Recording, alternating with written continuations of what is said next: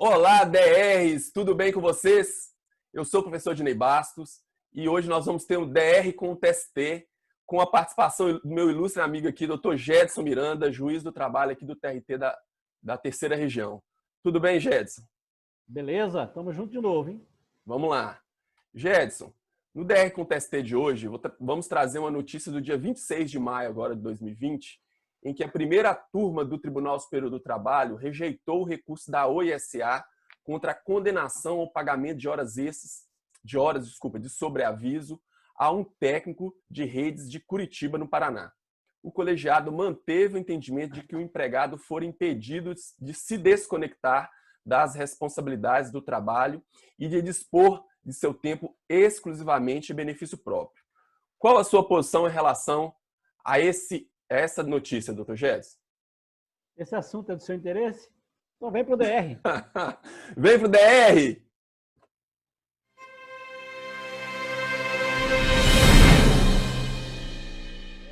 Gedson,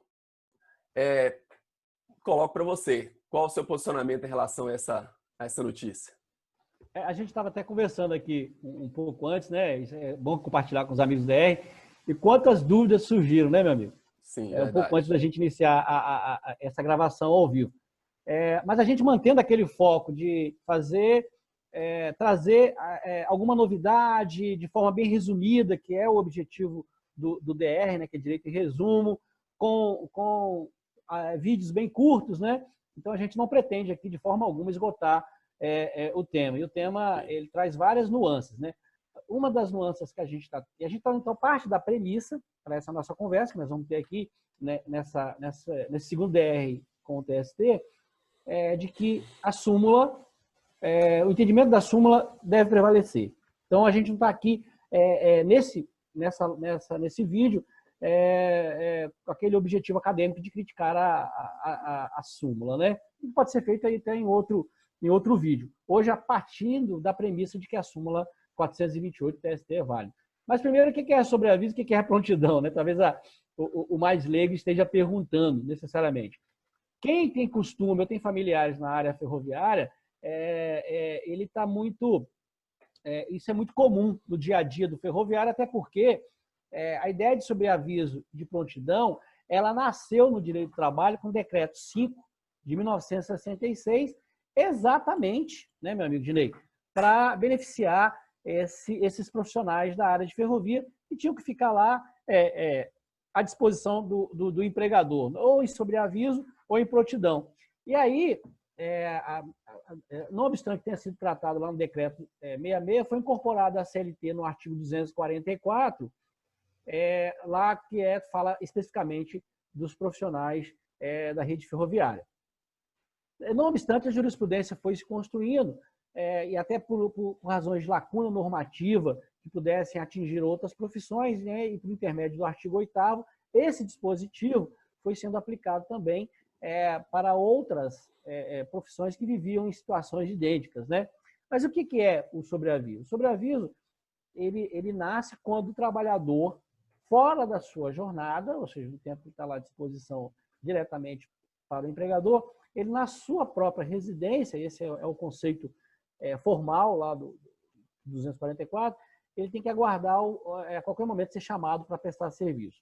Já a prontidão, não. A prontidão ele fica nas dependências do empregador aguardando ordens. Então, a diferença é de local. Na residência do trabalhador ou no local das dependências do empregador. Na primeira situação de sobreaviso, a lei determina que se pague 1/3 do salário normal. E na questão da prontidão, porque o trabalhador fica lá nas dependências do empregador, 2/3 do salário normal. A súmula 428, a qual eu me referi no início aqui do nosso vídeo, ela consolidou o entendimento de que usos de instrumentos telemáticos informatizados por si só, né, ainda que fornecido pela empresa, não caracterizam sobreaviso. A gente tem que lembrar que quando o sobreaviso ele é introduzido na legislação, em 66, não existia internet, não existia uso de celular. Então, a coisa tem que evoluir. E essa jurisprudência, então, evolui nesse sentido. E a jurisprudência vem por quê? Havia algumas decisões, e aqui a gente não vai aqui criticar a decisão A ou B, mas havia algumas decisões que diziam que o fato dele estar usando o celular, por si só, caracterizava o sobreaviso, porque tinha a a sua liberdade restringida, né? O TST veio, então, disse o contrário. Olha, não tem essa liberdade. O uso desses meios telemáticos informatizados, celulares e outros, né? O antigo BIP, né? Para quem é mais da minha época. Não lembro disso não, não lembro disso não. Não lembro não, né? Não Pois lembro. o antigo BIP. Então, para quem... isso só por esse motivo não caracteriza o sobreaviso. Aí, o que então que os precedentes das súmulas dizem? Olha, o trabalhador então vai ter que provar, e o ônus da prova é do trabalhador, por força do 818.1, ele vai ter que provar que teve efetiva restrição à sua liberdade de locomoção, exigindo a permanência dele em determinado local. É importante nós dizermos que, que geralmente o TST não tem enfrentado diretamente o mérito dessas questões, né? O TST tem aplicado a súmula 126, né? Que não permite o reexame de fatos pela instância extraordinária, e então o TST apenas aplica a súmula 126 e não julga o mérito da questão, mantendo a decisão, geralmente a decisão regional, que nessa notícia foi favorável ao trabalhador. Fica até difícil, né, Jedson? Em função da súmula 126, fica até difícil saber qual é o posicionamento do TST nesses casos concretos, assim, né, de fatos e provas. Exatamente. O que a gente tem é o entendimento simulado, então por isso que a gente está partindo dele. Mas aí você...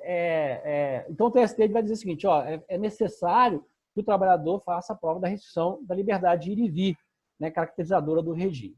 Mas então qual seria a extensão dessa prova, né? A gente tem que lembrar que a súmula, ela tem, apesar de não ser norma em sentido estrito, ela tem um conteúdo normativo, né, com conceitos às vezes indeterminados, e nós temos que fazer a interpretação para aplicar a súmula ao caso concreto. Nesse caso, nós estamos partindo aqui da premissa, do entendimento que nós estamos colocando, e aqui, volto a dizer, sem exaurir o tema, que caberia, então, ao empregado provar que ele estava impossibilitado de se afastar para lugares que ordinariamente ele se dirigia, por exemplo, né, casa de família, amigo, clube, igreja. Né? Então, aqueles lugares que normalmente ele se dirigia e que, em razão desse estado de sobreaviso, ele não estava podendo ir. Então, eu estou com o celular corporativo, mas eu continuo fazendo as coisas que eu faço no meu horário de descanso, ir na igreja, casa de familiares e tal. Então, se ele prova num processo que isso estava sendo, que essa liberdade dele estava restringida, a tendência é você caracterizar o horário de sobreaviso e determinar o pagamento de 1/3 sobre o salário normal. Lembrando que essa situação, né, Dinei, não se confunde quando o trabalhador é acionado. Quando ele é acionado, esse tempo em que ele está trabalhando, ainda que atendendo o telefone, passando ali as suas orientações ou resolvendo o problema, aquele tempo é trabalho efetivo, tem que ser pago como hora extra, não como sobreaviso. São duas coisas diferentes. Mas e agora com a pandemia, Jedson? Pois é, aí a pandemia, e aí a gente queria trazer esse olhar crítico, né? Antes da pandemia, a pandemia ela muda tudo, né? A gente tem que começar a pensar tudo de maneira diferente, né? As audiências estão sendo pensadas de maneira diferente. E a pandemia, o que ela fez? O próprio direito de ir e vir, ele encontra-se cerceado, às vezes nem pela vontade do empregador. Né? Os órgãos governamentais, os órgãos de saúde, de segurança, têm restringido isso como uma forma de evitar a propagação do vírus e diminuir aí a taxa de contágio. Né? Então, o próprio trabalhador está com seu direito cerceado, somente aqueles que trabalham em casa, né? Aqueles empregadores que fazem essa opção pelo teletrabalho ou que estão em casa, que o trabalhador tem o seu celular corporativo e tem que ficar em casa. Então, esse trabalhador, a sua restrição à liberdade está sendo imposta não pelo celular, pelo uso do celular ou por estado de sobreaviso, mas porque a própria, genericamente, né, os governos criaram essa restrição, impuseram essa restrição. O importante, eu acho que para efeitos práticos, e aí o nosso objetivo é sempre trabalhar com a questão prática, né? O nosso público reclama por isso, é que a gente tem que fazer uma diferença. Se o trabalhador já estava num sistema que é possível de caracterização de sobreaviso, mesmo antes da pandemia, creio eu que após a pandemia, a situação de sobreaviso se manteve, não é a pandemia que acabou com o sobreaviso. De outro modo, se o teletrabalho ou o fornecimento de um celular corporativo para o trabalhador poder ser acionado no momento em que ele deveria estar de descanso, isso começou a partir da pandemia, aí eu acho que a restrição, a prova da restrição de liberdade, de direito de ir e vir, fica um pouco fraca, né? Fica um pouco fora de contexto se você considerar essas nuances da pandemia, né? Então, eu acho que se o uso do celular passou a ser exigido a partir desse momento pelos governos locais, eu acho que seria demais você impor isso ao empregador, uma vez que o próprio trabalhador já está com o seu direito de ir e vir restringido em razão da pandemia. Mesmo Então, porque também é o momento em que todo mundo está tentando sobreviver, né, Jed? Seja a empresa manter as suas atividades, seja o empregado manter seu emprego, né? Então, assim, a única alternativa para algumas atividades econômicas é que o empregado trabalhe de casa, né? Eu falo então porque eu que vivo isso. Eu sou professor e eu estou prestando serviço online, né? Ou seja... Exatamente. Então, a gente tem que olhar o seguinte, houve alteração do modus operandi ou não? Ou seja, o trabalhador já tinha caracterizado nos seus procedimentos diários em relação ao seu trabalho o sobreaviso. Ele já conseguia provar que tinha a sua liberdade restringida. O advento da pandemia sem alteração do modus operandi não me leva a acreditar que você tenha cessado o sobreaviso. De outro modo, aqui que nós falamos, se o trabalhador houve uma alteração do modus operandi, por exemplo, o empregador optou pelo teletrabalho, né, de acordo lá com uma das alternativas para se evitar a demissão da MP 927. Ele opta pelo teletrabalho, o trabalhador passa a trabalhar na sua residência, em qualquer lugar que ele desejar, que tenha internet. E aí ele vem com um pedido de sobreaviso e dizendo que a sua liberdade foi restringida pelo uso do celular. A liberdade de todos nós está restringida nesse momento de pandemia. Então, não dá para eu pegar uma questão genérica e impor ela sobre o empregador. Isso não quer dizer, veja bem, que o trabalhador não possa, por outros meios, provar que ele estava... A empresa se excedeu, né?